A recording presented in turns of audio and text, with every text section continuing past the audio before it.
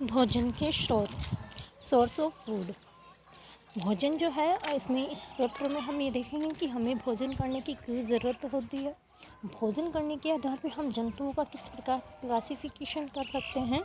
भोजन के सोर्स कौन कौन से हैं और भोजन के स्रोत के रूप में हम पादप का उपयोग करते हैं और जंतु का उपयोग करते हैं। क्षेत्रीय भोजन क्या है और विशिष्ट भोजन जो है वो क्या है। तो हम ये देखते हैं कि जैसे हम जो है वो खेलते हैं, कूदते हैं या फिर कोई भी काम करते हैं, तो हमें कुछ भी काम करने के लिए हमें जो है वो ऊर्जा की ज़रूरत होती है।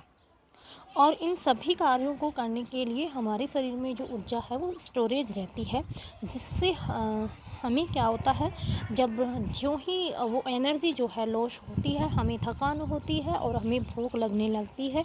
और जब हम भूख लगती है तो हम भोजन करते हैं, और जब हम भोजन करते हैं तो वो जो है वो जो भोजन है वो हमारे शरीर में एनर्जी के रूप में जो है वो संचित होता है, और उस ऊर्जा का उपयोग हम पुनः अपने कार्य जो है उनको संपादित करने के लिए करते हैं।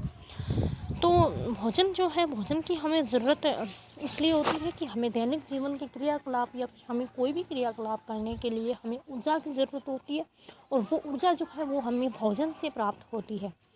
फिर जो है हम ये देखते हैं कि भोजन की आवश्यकता क्यों है। तो ये तो हमने देख लिया, हमें भोजन की आवश्यकता क्यों होती है। तो जो है भोजन से हमें जो है दैनिक कार्य हेतु जो है भोजन जो है वो एक ऐसा मीडियम है जो ऊर्जा की आपूर्ति जो है उसको बनाए रखता है। शरीर को स्वस्थ बनाए रखने के साथ शरीर की वृद्धि एवं विकास में उपयोगी होता है। हमारे शरीर में रोगों से लड़ने की क्षमता जो है वो बनाए रखता है। तो भोजन जो है उससे हमें क्या क्या प्राप्त होता है। तो भोजन से हमें ऊर्जा प्राप्त होती है, हमारी इम्यून सिस्टम जो है उसको बनाए रखता है, स्वस्थ बनाए रखने के साथ साथ वृद्धि एवं विकास में भी जो है इसमें भी उपयोगी होता है।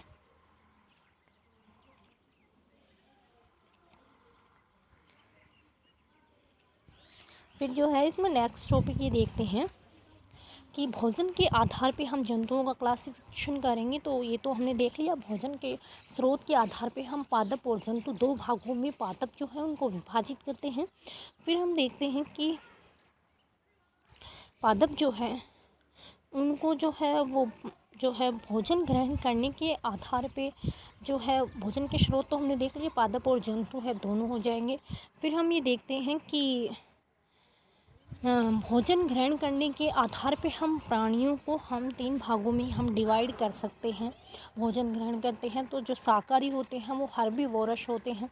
वे जीव जंतु हर्बीवोरस में वे जीव जंतु आते हैं जो पेड़ पौधे जो हैं उनको पेड़ पौधे जो हैं उनसे भोजन जो है उसको सामग्री के रूप में ग्रहण करते हैं। और ऐसे जीव जो हैं वो हर्बीवोरस कहलाते हैं, जैसे गाय है, भेड़ है, बकरी है, ऊँट है, हिरण है।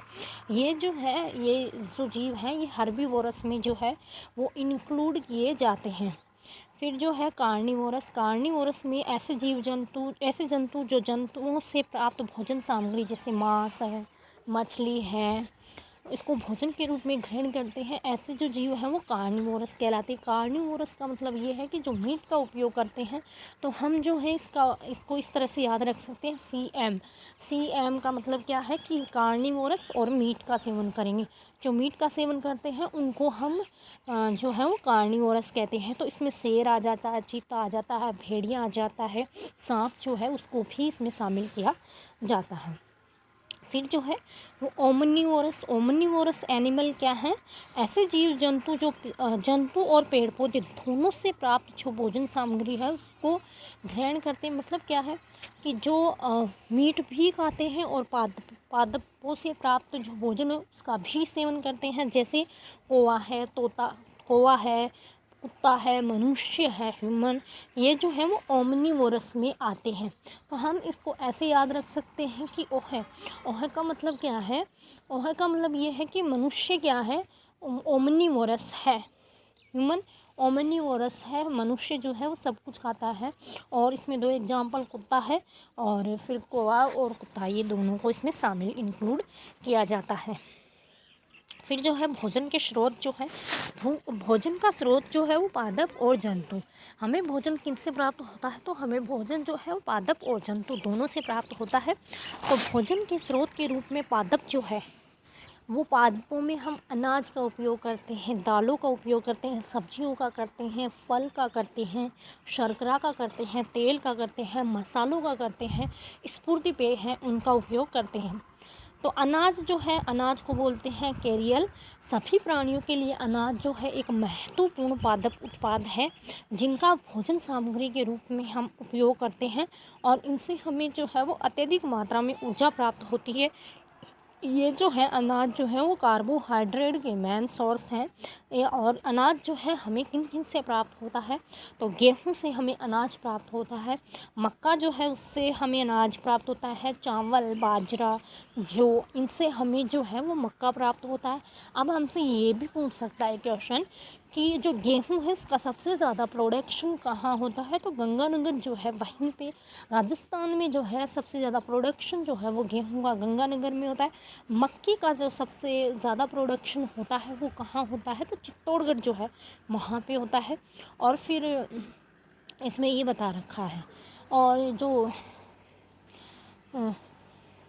फिर जो है दाल, दाल जो है हमें फलीदार पौधों के बीज जो हैं दाल, देखो इसमें तो क्या है कि अब हमसे क्वेश्चन ऐसे पूछ सकता है कि दाल जो है वो फलीदार पौधों के बीज से प्राप्त होती है, फल से प्राप्त होती है। तो बीज से जो है दालें प्राप्त होती हैं, जिनका हम भोजन के रूप में उपयोग करते हैं। और ये जो है दालें जो हैं ये प्रोटीन के सोर्स होते हैं और प्रोटीन हमारे शरीर की वृद्धि के लिए जिम्मेदार होता है। वृद्धि एवं शारीरिक ऊतकों की जो मरम्मत है वो प्रोटीन के द्वारा होती है। और विभिन्न प्रकार की दालें जो हैं, चना है, सोयाबीन की दाल है, और मटर है, मूंग है, मोठ है, मसूर है, अरहर है। तो इनका जो है वो अरहर सबसे ज़्यादा जो है वो उदयपुर में होता है। अपने राजस्थान की बात करें तो ये जो है फलीदार पादपों की जो बीज हैं उनसे हमें दाल जो है वो हम प्राप्त करते हैं। ये जो है दालों को बोलते हैं पल्सेज।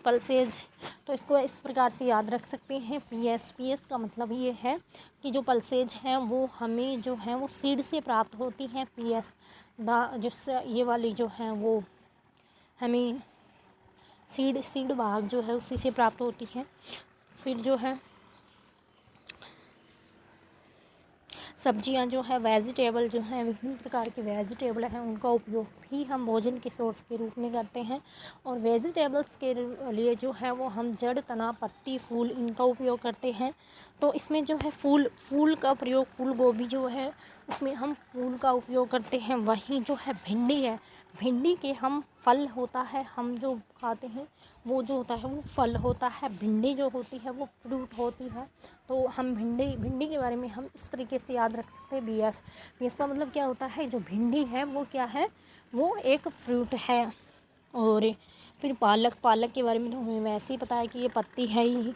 और फिर आलू जो है तना है, मूली जो है वो जड़ है। ठीक है। तो फिर जो फल भी हमें पौधों से प्राप्त भोज्य पदार्थ है। ये शर्करा और पोषक तत्वों से युक्त होने के कारण हमारे शरीर के लिए इसकी काफ़ी ज़्यादा इम्पोर्टेंस है। जैसे केला है, आम है, सेब है, अंगूर है, अनाज है, मौसमी है, अमरूद है, बेर है, पपीता है आदि। पौधे से प्राप्त जो फल सूखने के बाद खाद्य पदार्थ के रूप में उपयोग में लिए जाते हैं उनको हम सूखे मेवे कहलाते हैं। इनमें बादाम, पिस्ता, काजू, अखरोट ये जो हैं इसमें इंक्लूड किए जाते हैं। फिर जो है शर्करा, गुड़ और शर्करा हमें कहाँ से प्राप्त होते हैं? तो गुड़ और शुगर जो है दोनों हमें गन्ने से प्राप्त होते हैं। गन्ने का तना जिसे हम चूसते हैं या इसका मीठा रस निकाल कर हम पीते हैं। इस मीठे रस से गुड़ और चीनी जो है वो आदि हम बनाते हैं, जो हमारे दैनिक भोजन जो है उसका मेन पार्ट है या इम्पोर्टेंट पार्ट है। गन्ने के अतिरिक्त चुकंदर जो है उससे भी शक्कर जो है उसका प्रोडक्शन किया जाता है। गन्ना जो है उसका प्रोडक्शन जो है वो सबसे ज़्यादा अपने इंडिया में जो है यूपी में जो है वो फर्स्ट रैंक है। शुगर प्रोडक्शन में जो है वो फर्स्ट रैंक रखता है। फिर जो है मसाले, मसाले भी हम दैनिक जीवन में हम यूजेस लेते हैं, जैसे लौंग है, इलायची है, काली मिर्च है, तेज पत्ता है। तो ये जो हैं वो हमारे भोजन में जो है अल्प मात्रा में प्रयोग किए जाते हैं। इनसे भोजन का स्वाद एवं पौष्टिकता जो है वो बढ़ती है। जैसे सौंठ है, हल्दी है, लौंग है, सौंफ है, काली मिर्च है, तेज पत्ता है, बड़ी इलायची है, जीरा है। जीरा जो है वो एक प्रकार का मसाला है और जीरा का प्रोडक्शन अपने राजस्थान में जो है वो जालोर में सबसे ज़्यादा होता है। हल्दी भी एक मसाले में ही शामिल की जाती है। तो फिर जो है ऑयल, तेल भी हमारे भोजन जो है उसका इम्पोर्टेंट जो है वो घटक है, कंपोनेंट है। और ये विभिन्न प्रकार के जो है पादप भागों से हमें प्राप्त होता है। तेल जो है वो हमें बीज और फल दोनों से प्राप्त होता है। ठीक है, तो इसमें सोयाबीन का तेल आता है, जिनसे हम तेल निकालते हैं ना, वो तेलीय फसलें आती हैं। जैसे सोयाबीन है, सोयाबीन का सबसे ज़्यादा प्रोडक्शन जो है वो झालावाड़ में होता है। नारियल है, सरसों अपने राजस्थान में झालावाड़ में होता है। सोयाबीन है, नारियल है, सरसों है, मूंगफली है, तिल है, सूरजमुखी है। सूरजमुखी के बारे में एक बात और ध्यान रखनी है कि सूरजमुखी का जो पौधा है वो क्या करता है कि उद्दीपन सॉरी जो है सूरजमुखी का जो पौधा है वो गति प्रदर्शित करता है, सजीवों का लक्षण है। तो वो जो है सूरजमुखी का पौधा जो है उसमें हम गति देख सकते हैं। तो सूरजमुखी का पौधा गति जो है उसको प्रदर्शित करता है। जैसे जैसे सूर्य का प्रकाश उस पर गिरता है तो वो जो है वो सूर्य के प्रकाश की तरफ जो है वो मुड़ जाता है। फिर जो है स्फूर्ति पेय, चाय के पौधे की पत्तियों को सुखाकर चाय तैयार की जाती है, जिनका हम स्फूर्ति पेय के रूप में हम उपयोग करते हैं। इसी प्रकार कॉफ़ी के पौधे के बीजों से जो है वो कॉफ़ी पाउडर जो है वो बनाया जाता है। चाय और कॉफ़ी जो है उन दोनों को हम स्फूर्ति पेय कहते हैं। भोजन के स्रोत के रूप में हम जंतुओं का भी उपयोग करते हैं। तो जंतुओं में किनको शामिल किया जाता है, तो इसमें जो है दूध, अंडे, मछली, मांस, जंतु भी भोजन के स्रोत होते हैं। जंतुओं से हमें जो है दूध एवं दूध से बनने वाले उत्पाद, शहद, अंडे, मांस, ये जो हैं वो हमें प्राप्त होते हैं। दूध और अंडे से हमें क्या प्राप्त होता है, तो दूध, पनीर, घी, दही ये प्राप्त होते हैं। और दूध जो है वो हमारी फिज़िकल जो ग्रोथ है उसके लिए बेनिफिशियल होता है। दूध कैल्शियम का जो है वो मुख्य स्रोत है। दूध से हमें दही, छाछ, मावा, घी, पनीर ये मिलते हैं, जिनको हम भोजन के रूप में ग्रहण करते हैं। हनी, शहद जो है वो हमें मधुमक्खियाँ जो हैं उनसे प्राप्त होता है और ये स्वाद में मीठा होता है। और इसमें जो है यह हमारे शरीर के लिए एक लाभदायक कीट उत्पाद है। मधुमक्खी जो है उसके वीवैक्स का हम उपयोग करते हैं। और मधुमक्खी जो है जिसमें हम उनके पालन का अध्ययन किया जाता है उसको हम एपीकल्चर कहते हैं। फिर इसमें अंडे जो हैं, अंडे मुर्गी से प्राप्त होते हैं और इनमें कैल्शियम और प्रोटीन दोनों से भरपूर होता है ये। और मांस एवं मछली, मांस बकरा, मुर्गी, मछली आदि जंतुओं से प्राप्त होते हैं। और मीट जो है वो प्रोटीन का सोर्स है। जो मीट है it is a source of protein, ये जो है वो प्रोटीन का सोर्स है। फिर जो है इसमें क्षेत्रीय भोजन, क्षेत्रीय का मतलब ये है कि कुछ भोजन ऐसे पाए जाते हैं जो रीजनल अपनी पहचान रखते हैं, जैसे उसी एक विशिष्ट पर्टिकुलर क्षेत्र में पाए जाएंगे। और जो है वहाँ की जो कल्चर है और वहाँ की जो क्लाइमेट है उसके आधार पे जो है जो वहाँ पे भोजन जो है वो बनाया जाता है, तो उसको हम क्षेत्रीय भोजन कहते हैं। तो दाल बाटी चूरमा जो है वो राजस्थान का फेमस है। मिसमी रोटी, सरसों का साग जो है वो पंजाब का फेमस है। और इडली डोसा जो है साउथ इंडिया, दक्षिण भारत का फेमस है। फिर जो है विशिष्ट भोजन तो वही है कि हम जो है जब भी कोई जो है वो स्पेशल फेस्टिवल होता है तो हम स्पेशल डाइट बनाते हैं, तो उसी को हम विशिष्ट भोजन कहते हैं। फिर जो है इसमें क्या है, ये समरी बता रखी है कि सभी सजीव जो हैं वो भूख लगती है तो वो भोजन को ग्रहण करते हैं, और जब वो भोजन ग्रहण करते हैं और भोजन के दो सोर्स होते हैं, पादप एवं जंतु। और इसमें पादपों से हमें जो है जैसे मसाले प्राप्त हो गए, हमें अनाज प्राप्त हो गया, हमें ये जो है वो पादपों से हमें प्राप्त हो जाते हैं, सब्जियां प्राप्त हो गई वेजिटेबल्स के रूप में। और जंतुओं से हमें जो है वो अंडे प्राप्त हो गए, हमने जो है स्फूर्ति पे जो है वो तो पादपों से प्राप्त होगा, और जंतुओं से हमने दूध वगैरह प्राप्त कर लिया, तो ये इसमें इंक्लूड किया जाता है। पादप के कई भाग जैसे जड़, तना, हाँ, भोजन के आधार पर प्राणियों को हम 3 भागों में बांटते हैं, शाकाहारी, मांसाहारी, सर्वाहारी। शाकाहारी का मतलब होता है हर्बीवोरस, ऐसे जीव जो अपने भोजन के लिए पादपों पे डिपेंड होते हैं, वो जो है वो हर्बीवोरस कहलाते हैं। और ऐसे जीव जो अपने भोजन के लिए जो है वो मांस का सेवन करते हैं तो वो मांसाहारी कहलाएंगे। और इनको हम जो है वो इसमें जो है शेर, चीता, इनको शामिल किया जाता है। और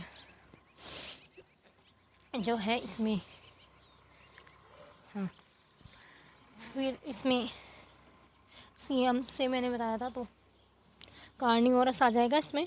और फिर सर्वाहारी जो है ओमनीवोरस में जो है वो मनुष्य, कुत्ता और जो कौवा है वो आ जाते हैं। ये मीट और पादप दोनों का सेवन कर लेते हैं। फिर जो है इसके क्वेश्चन दे रखे हैं। क्वेश्चन क्या है कि निम्नलिखित में से शाकाहारी जंतु है, तो शाकाहारी का मतलब क्या है, इसका मतलब ये है कि जो अपने भोजन के लिए जो है वो पादपों पर डिपेंड रहेगा। तो हिरण जो है वो अपने भोजन के लिए पूर्णतः पादपों पे डिपेंड होता है, तो उसका ये आ जाएगा। अब इसमें और देख लेते हैं शेर और चीता जो है दोनों कार्निवोरस हैं, मांसाहारी हैं। और कुत्ता जो है वो ओमनीवोरस, सर्वाहारी है। दाल जो है वो पौधे का कौन सा भाग है, तो मैंने बताया था कि पल्स जो है वो पीएस से हम याद रखेंगे इसको। और पीएस का मतलब ये होता है कि जो पल्स हैं वो हमें सीड से प्राप्त होती हैं, तो दालें जो हैं वो सीड हो गई। और फूल जो है वो उसमें हम उपयोग करते हैं, तो फूल गोभी आती है। फल जो है वो भिंडी जो है उसका हम फ्रूट, मैंने कहा था बीएफ, भिंडी जो है उसका हम फल का सेवन करते हैं। और फिर जो है तना, आलू का उपयोग करते हैं। फिर जो है सर्वाहारी जंतु किसको कहते हैं, तो ऐसे जीव जो अपने भोजन के रूप में पादप जंतु दोनों का उपयोग करते हैं उनको हम सर्वाहारी या फिर हम कह सकते हैं कि कार्निवोरस कहेंगे। इसमें मनुष्य, कुत्ता और कौवा तीनों को इसमें इंक्लूड किया जाता है। भोजन से सजीवों को क्या क्या लाभ होते हैं, तो भोजन सजीवों की रोग प्रतिरोधक क्षमता बढ़ाता है, ऊर्जा प्रदान करता है, शारीरिक वृद्धि के लिए आवश्यक होता है। फिर जो है इसमें जड़, तना, पत्ती से प्राप्त होने वाली भोजन सामग्री किन किन पौधों से प्राप्त होती है, तो जड़ से हमें मूली प्राप्त हो जाती है, जो एक उसमें वो आती है ना क्या, गाजर प्राप्त होती है, तो वो जड़ से ही प्राप्त होती है। फिर हमसे तना, आलू जो है आलू के हम तने का ही उपयोग करते हैं। नेक्स्ट जो है पत्ते पालक की जो है उनका पत्ती का ही हम उपयोग करते हैं। फिर जो है पादप के विभिन्न भागों से प्राप्त होने वाली भोजन सामग्री तो वो तो बता दी। फूल से तो फूल गोभी हो सॉरी जो, और फूल से जो है वो भिंडी जो है वो फूल से प्राप्त होती है। सॉरी, भिंडी जो है वो फूल से प्राप्त नहीं होती, फल से प्राप्त होती है। फूल से जो है फूल गोभी प्राप्त हो जाती है। तने से जो है वो आलू प्राप्त हो जाता है। और दालें जो हैं वो बीज से प्राप्त हो जाती हैं। फिर इसमें क्या है, ये तो अच्छी आदतें हैं। हाँ, नेक्स्ट जो है वो पादपों में पोषण, न्यूट्रिशन इन प्लांट। पादपों में पोषण जो है, पादपों में पोषण पोषक तत्व कौन से हैं, पोषण के आधार पे हम पादपों का वर्गीकरण सौपोषी, परजीवी, कीटभक्षी, मृतजीवी, परजीवी के में हम इनको विभाजित कर सकते हैं। पादपों में पोषण सभी जीवों को अपने भोजन के लिए जो है वो अपने जो है वो सजीवों को जो है भोजन की आवश्यकता होती है। और पौधे जो हैं वो अपना भोजन स्वयं बनाते हैं।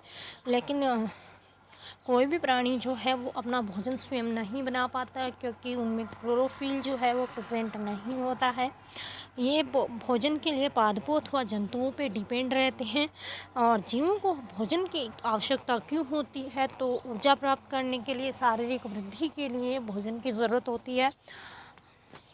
रोग प्रतिरोधक क्षमता जो है उसके लिए भोजन की ज़रूरत होती है। तो भोजन सजीवों की वृद्धि, विकास, क्षतिग्रस्त भागों के रखरखाव, उनकी मरम्मत के लिए आवश्यक है।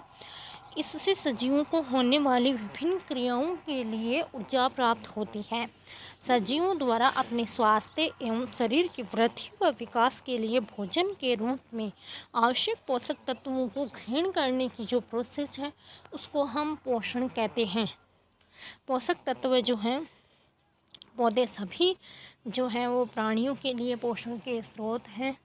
और बीजांकुर के पश्चात नवोद्भिद पादप मृदा से विभिन्न प्रकार के पोषक तत्व जो हैं उनको अवशोषित कर लेते हैं। पौधे अपना भोजन मृदा में उपस्थित पोषक पदार्थों से प्राप्त करते हैं। पौधों का स्वस्थ रूप से बढ़ना न केवल पादप वर्ण जंतुओं के लिए भी अत्यावश्यक है। पादप जो है उनकी सामान्य वृद्धि के लिए मृदा से प्राप्त होने वाले इन पोषक तत्वों को इनकी मात्रात्मक आवश्यकता के अनुसार हम इनको दो भागों में हम इनको वर्गीकृत कर सकते हैं। इनमें जो है एक आता है मैक्रोन्यूट्रिएंट, एक आता है माइक्रोन्यूट्रिएंट। वृहत मात्रिक और सूक्ष्म मात्रिक। वृहत मात्रिक तत्व जो वो होते हैं जिनकी पौधों को अधिक मात्रा में आवश्यकता होती है। पौधों के ऊतकों में इनकी मात्रा 0.2% से 0.2% से 4% पाई जाती है, जिसमें carbon, hydrogen, oxygen, nitrogen, potassium, calcium, magnesium, गंधक। इसमें जो है वृहत मात्रिक तत्वों को भी हम पोषकों को भी हम 2 पार्ट्स में डिवाइड कर सकते हैं। इनमें प्राथमिक पोषक तत्व, द्वितीयक पोषक तत्व। प्राथमिक में नाइट्रोजन, फास्फोरस, पोटेशियम, एनपीके जो है उनको शामिल किया जाता है। और फिर द्वितीयक पोषक तत्व जो है उनमें कैल्शियम, मैग्नीशियम और गंधक जो है उसको इसमें इंक्लूड किया जाता है। पौधों को कार्बन, हाइड्रोजन एवं ऑक्सीजन पोषक तत्व सामान्यतः वातावरण से जल एवं वायु में उपस्थित कार्बन डाइऑक्साइड के रूप में उनको प्राप्त हो जाते हैं। सूक्ष्म मात्रिक पोषक तत्व मृदा में उपस्थित कुछ खनिज लवणों के पादपों की स्वस्थ वृद्धि के लिए उनकी ज़रूरत पादपों को अत्यल्प मात्रा में होती है। ऐसे जो पोषक तत्व हैं उनको सूक्ष्म मात्रिक पोषक तत्व कहते हैं। पादप ऊतकों में इनकी उपस्थिति 0.02% से भी कम होती है, लेकिन इतनी अल्प मात्रा में भी इनकी उपस्थिति होना पादपों के लिए आवश्यक है। अर्थात इनकी अत्यल्प मात्रा भी पौधे की सामान्य वृद्धि को प्रभावित करती है। इनमें से किसी भी तत्व की कमी हो गई तो पादप जो है वो रोगग्रस्त हो जाएगा। जो सूक्ष्म मात्रिक तत्व हैं उनमें जिंक, तांबा, मैग्नीज, लोहा, बोरोन, क्लोरीन, निकेल सूक्ष्म मात्रिक तत्वों में आते हैं। अब यहाँ पे हमें बोरोन के बारे में पता होना चाहिए कि जो पराग नलिका की जो वृद्धि होती है तो वो बोरोन जो है वो उसमें सहायता करता है। और लोहा जो है वो हीमोग्लोबिन में पाया जाता है। फिर जो है पोषण के आधार पे हम पादपों का क्लासिफिकेशन करते हैं।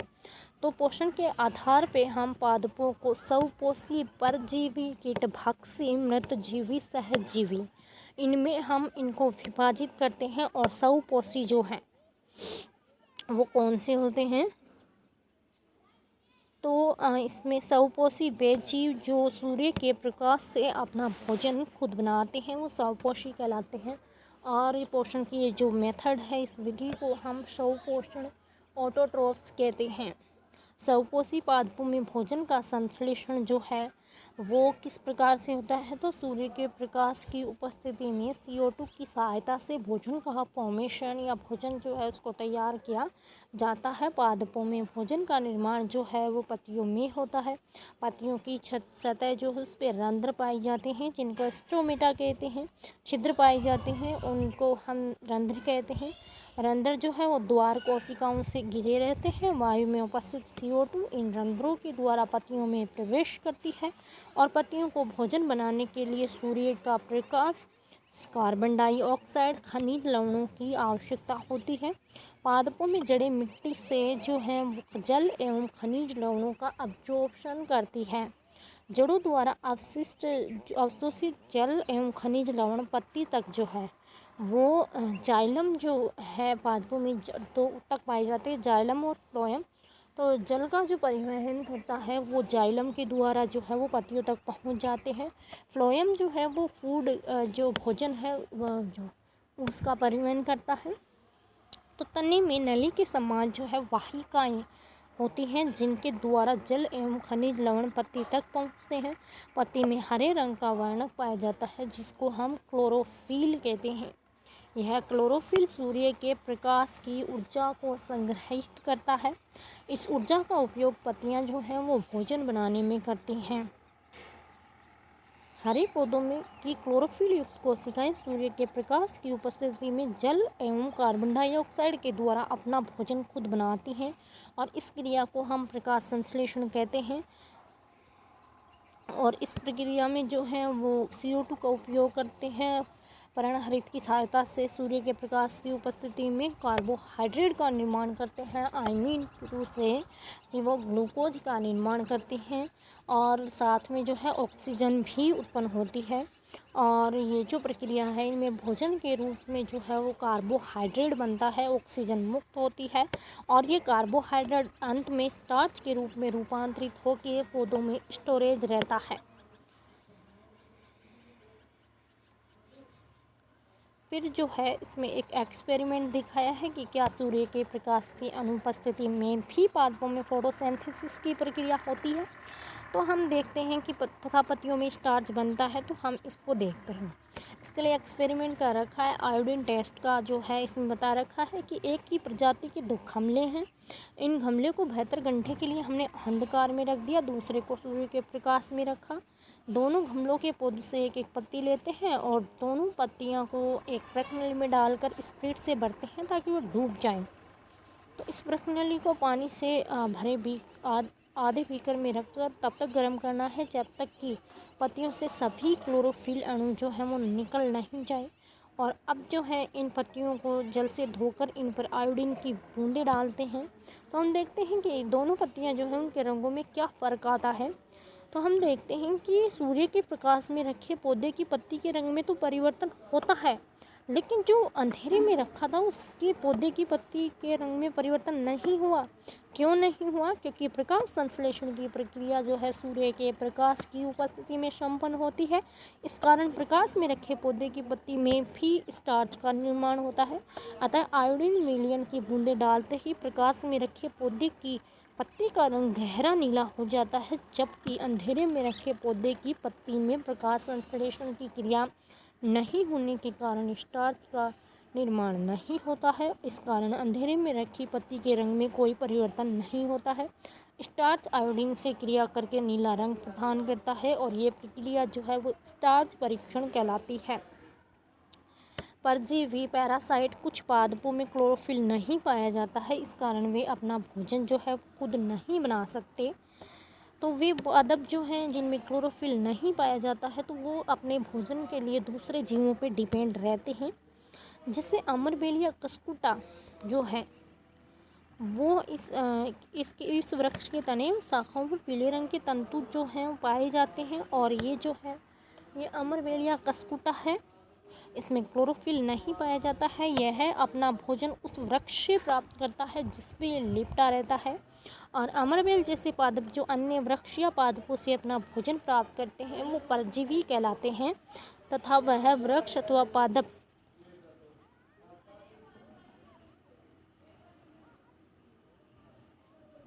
जिससे परजीवी अपना भोजन प्राप्त करते हैं वो परपोषी कहलाता है।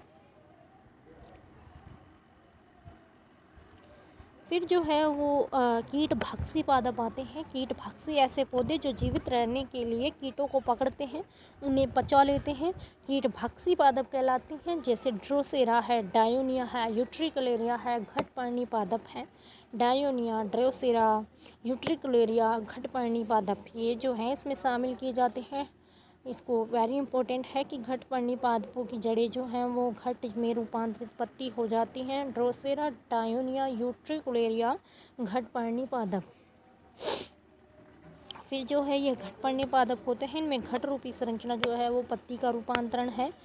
इस पादप में पत्तियां जो हैं वो घड़े या घट में रूपांतरित हो जाती हैं। पत्ते का शीर्ष भाग घड़े का ढक्कन बनाता है। घड़े में नीचे की ओर झुके हुए रोम पाए जाते हैं। घड़े का मुख वाला भाग चिकना होता है, जिसमें जैसे ही कोई कीट है वो प्रवेश करता है तो फिसलकर गर्दन वाले भाग में पाए जाने वाले रोम जो है उनमें फंस जाता है और रोम नीचे की तरफ झुके रहते हैं, जिससे ये जो कीट है वो बाहर नहीं निकल पाता है। घड़े में पाचक रस होते हैं जो उस कीट को जो है वो पचा लेते हैं। ये जो है ये घटपर्णी पादप नाइट्रोजन की कमी वाले जो पौधे हैं उनमें पाए जाते हैं, तो वे नाइट्रोजन की पूर्ति करने के लिए जो है जीव जो है उनको खाते हैं, पचाते हैं। ये जो इन पादपों में ये होता है कि ये दलदली स्थान पे पाए जाते हैं और यहाँ पे नाइट्रोजन जो है वो कम मात्रा में होती है, अतः ये पादप जो है वो कीटों से नाइट्रोजन की जो है वो पूर्ति करते हैं। अब जो है इसमें मृतजीवी आ रहा है। मृतजीवी का मतलब ये है कि जो सड़े गले कार्बनिक पदार्थों से अपना भोजन प्राप्त करते हैं उनको हम मृतोपजीवी या मृतजीवी कहते हैं।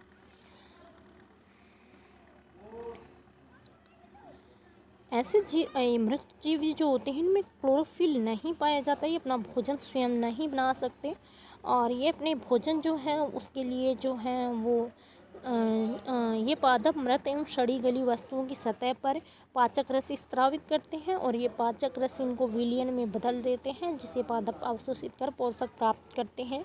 वे पादप जो मृत एवं सड़ी गली वस्तुओं से पोषण प्राप्त करते हैं उनको मृतजीवी कहते हैं। और अधिकांश जो हैं वो कवक जैसे म्यूकस है, अगैरिकस जो है वो मृतजीवी है।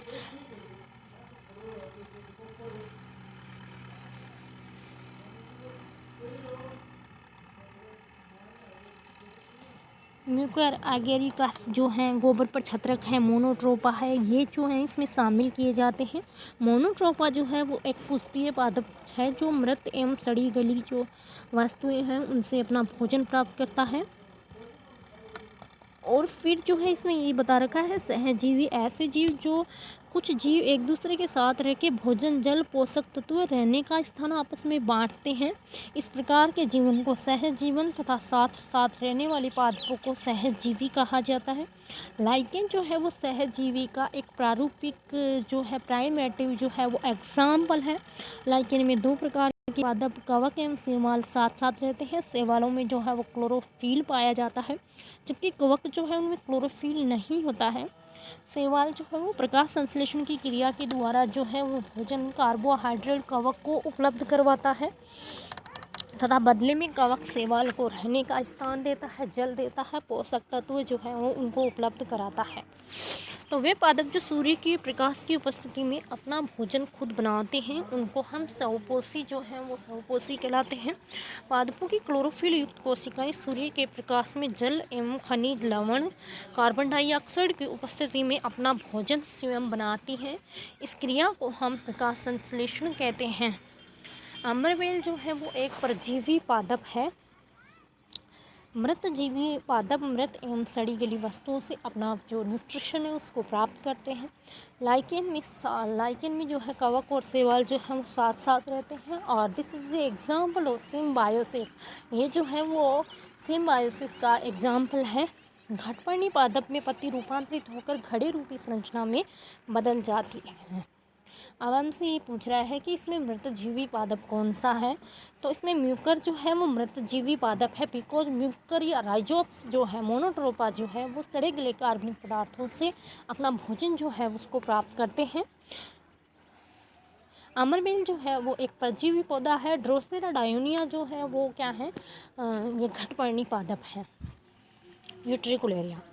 ऐसे पादप जो अपने भोजन के लिए दूसरे पादपों पर निर्भर रहते हैं उनको हम क्या कहते हैं, तो इनको हम परजीवी कहते हैं। अपने भोजन जो है उसका फॉर्मेशन खुद नहीं कर सकते, वो परजीवी कहलाते हैं। इसमें पूछ रखा है कि कीटभक्षी पादप नहीं है, तो डायोनिया, यूट्रिकुलर, ड्रोसेरा, ये तीनों जो है वो कीटभक्षी पादप हैं। ये दलदली क्षेत्र में पाए जाते हैं जहाँ पे नाइट्रोजन की कमी पाई जाती है। वहीं अमरबेल जो है वो कीटभक्षी पादप नहीं है। अमरबेल एक परजीवी है। ये अपना भोजन जो है उसका फॉर्मेशन नहीं करते हैं, बल्कि ये जिस पादप पे पाए जाते हैं उसी से अपना भोजन जो है वो प्राप्त करते हैं। लाइकेन जो है, लाइकेन में शैवाल एवं कवक जो है वो साथ साथ रहते हैं, और इस संबंध को हम क्या कहते हैं, सहजीवन सिम्बायोसिस। ऐसा संबंध जिसमें दोनों जीवों को लाभ प्राप्त होता है। शैवाल क्या करता है कि प्रकाश संश्लेषण की सहायता से भोजन का फॉर्मेशन करता है, वहीं जो है कवक जो है वो उसको आश्रय प्रदान करता है। घटपर्णी पादप में घड़ा किसका रूपांतरित रूप है, तो घटपर्णी जो पादप है उसमें घड़ा जो है वो पत्ती का जो है वो रूपांतरण है। फिर खटपर्णी पादप जो है दलदली स्थानों में पाए जाते हैं, और ये वहाँ पे प्राय ये देखा जाता है कि नाइट्रोजन जो है उसकी कमी पाई जाती है, और ये नाइट्रोजन की पूर्ति करने के लिए ये कीटों का जो है वो भक्षण करते हैं, और इनमें जो वो घड़ा होता है वो पत्ती में रूपांतरित होता है। जैसे ही कोई जीव उस घड़े में प्रवेश करता है, ये जो है वो उसमें रोम पाए जाते हैं, इसके कारण ये भिज जाता है और वो जीव जो है वो अंदर आ जाता है और ये उसको पचा लेता है।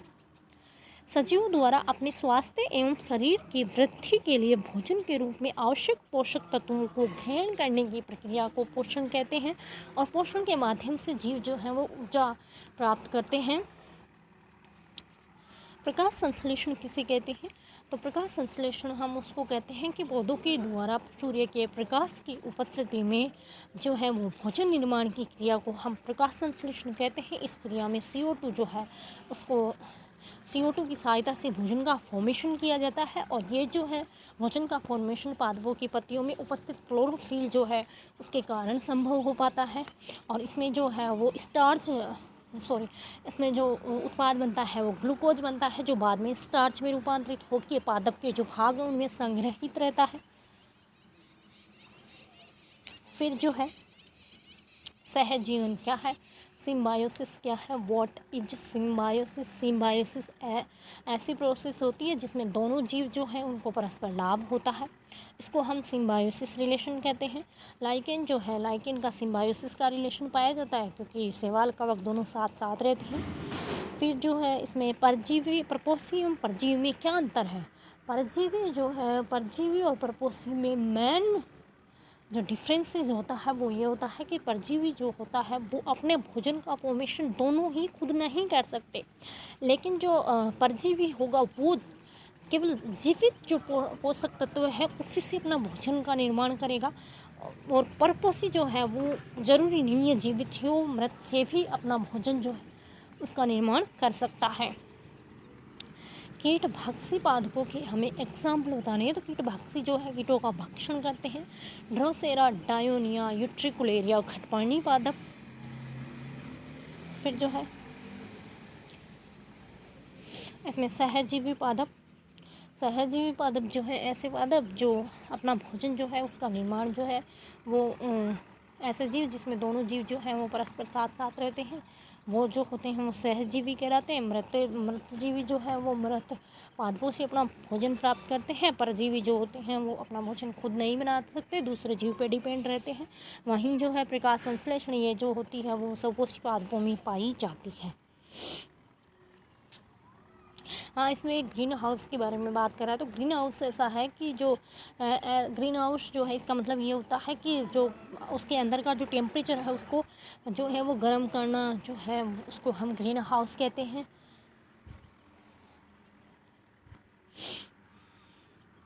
फिर जो है इसमें वस्तुओं की प्रकृति, नेचर ऑफ थिंग्स, वस्तुओं की प्रकृति कैसी होती है, तो वस्तुओं के समूह बनाना, वस्तुओं का वर्गीकरण स्रोत के आधार पे, वस्तुओं के गुण क्या क्या हैं उनमें चमक, कठोरता, चुंबकीयता, विलेयता, अविलेयता, पारदर्शिता, घनत्व ये पाए जाते हैं। तो वस्तुएं जो हैं उनमें हम क्या देखते हैं, तो सबसे पहला वस्तुओं के समूह बनाना, तो इसमें क्या है, इसमें कुछ खास नहीं है। फिर जो है इसमें देखते हैं,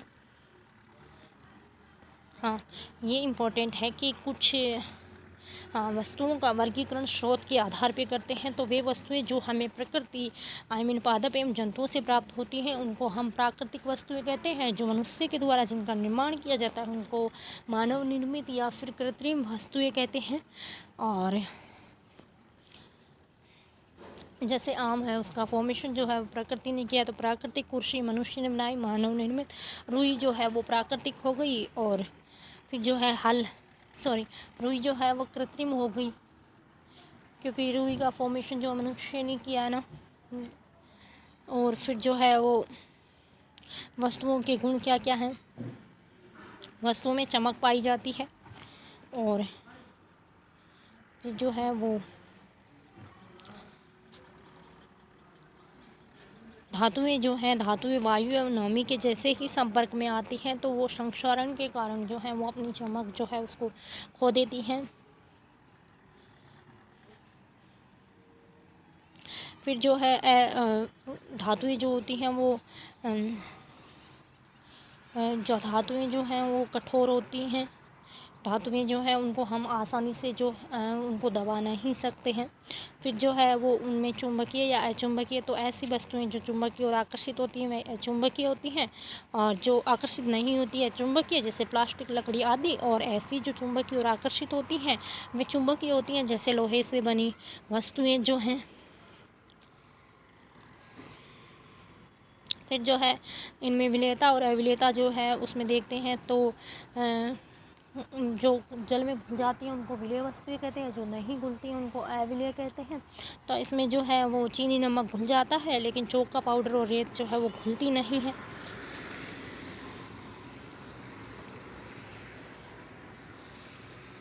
कार्बन डाइऑक्साइड गैस जो होती है वो जल में घुल जाती है। वहीं जो है वो केरोसिन, सरसों का तेल जो है वो पूर्ण रूप से मिक्सर नहीं हो पाते हैं।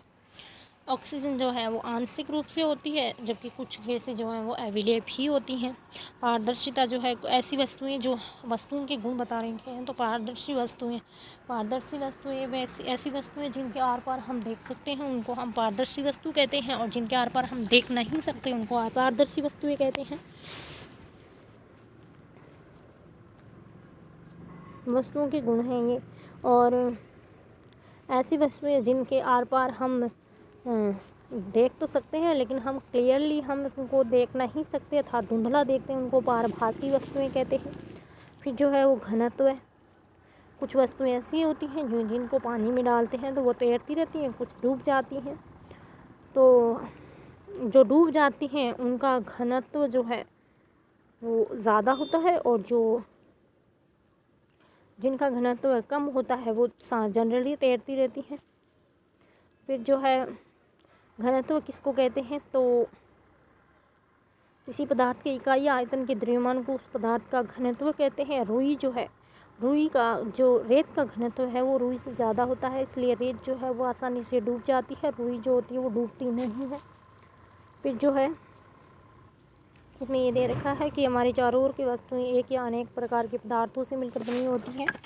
विभिन्न पदार्थों के गुण भिन्न भिन्न होते हैं। समानता के आधार पर हम वस्तुओं के ग्रुप बना सकते हैं। वस्तुओं को स्रोत के आधार पर प्राकृतिक और मानव निर्मित दो भागों में हम इनको विभाजित कर सकते हैं। कुछ वस्तुएं देखने में चमक युक्त होती हैं, कुछ चमक रहित होती हैं, कुछ स्पर्श करने पे हमें नरम अथवा कठोर लगती हैं, जबकि कुछ वस्तुएं जो हैं वो चुंबकीय और आकर्षित होती हैं।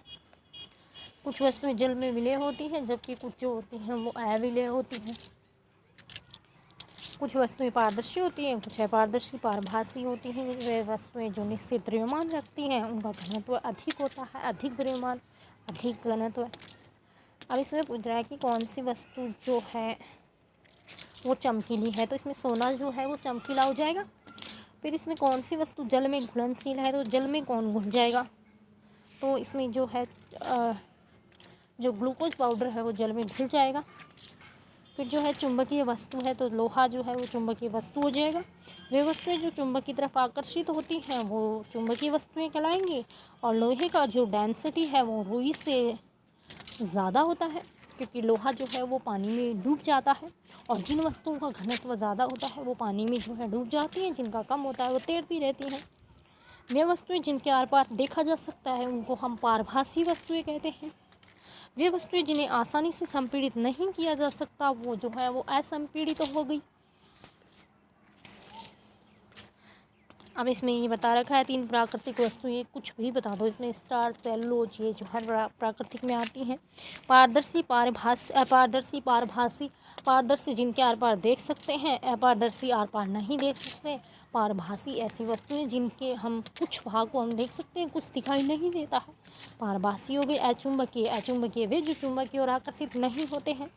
शीतल पेय में कार्बन डाइऑक्साइड जो है, कार्बन डाइऑक्साइड जो है वो हम ये कहते हैं कि ये शीतल पेय जो है उसमें इसका उपयोग किया जाता है कार्बन डाइऑक्साइड का। और शीतल पेय में जो है वो कार्बन डाइऑक्साइड जो है वो जल में घुल जाती है, और जब ये जल में घुल जाती है और फिर जब जैसे ही इसको हम जो है वो ग्रहण करते हैं तो ये हमारे जो कंठ हैं वो जलते हैं इससे, और इसका उपयोग हम आसानी से कर लेते हैं। लोहे की कील पानी में डूब जाती है बिकॉज उसका घनत्व अधिक होता है। कागज़ का घनत्व पानी से कम होता है, सो वो तैरता है। फिर इसमें 4th यूनिट प्राकृतिक रेशे, रेशों का क्लासिफिकेशन। पादप रेशे रुई, जूट, मूंछ, सूती धागों की कताई, बुनाई, वस्त्रों की रंगाई और छपाई। जानतव्य रेशे, ऊन, रेशम। और फिर हमारे परिधान कौन कौन से हैं, तो रेशम जो है उस रेशों का वर्गीकरण जो करते हैं इसमें बता रखा है कि ऐसे रेशे जो पौधों और जंतुओं दोनों से प्राप्त होते हैं उनको हम प्राकृतिक रेशे कहते हैं। ऊन है, कपास है, पटसन है, मूंज है, रेशम है, इनको हम क्या कहेंगे, प्राकृतिक कहेंगे। फिर जो है वे रेशे जो मनुष्य के द्वारा बनाए जाते हैं उनको संश्लेषित या फिर मानव निर्मित या कृत्रिम रेशे कहते हैं। Rayon, Dacron, nylon, rayon, Dacron, nylon ये इसमें शामिल किए जाते हैं। पादप रेशे जो है वो रुई है, कॉटन है, रुई कपास पादप के फल से प्राप्त होती है। इसको हम CF के नाम से हम याद रख सकते हैं। CF जो कॉटन है वो फल से प्राप्त होती है। इसके फल नींबू के आकार के होते हैं और जब ये पूर्ण रूप से मैच्योर हो जाते हैं, परिपक्व हो जाते हैं तो वे टूट जाते हैं। और कपास तंतुओं से ढका बिनोला कपास का बीज दिखाई देता है। इस समय यदि कपास के खेतों को देखते हैं तो हमें ऐसा लगता है कि ये इतने वाइट होते हैं कि इनको किसी जो ग्लेशियर है, हिम जो है उसने इसको ढक दिया है। कपास के बीजों से रुई कैसे प्राप्त करते हैं, तो कपास के बीजों से रुई प्राप्त करने के लिए सबसे पहले हस्त प्रक्रिया द्वारा फलों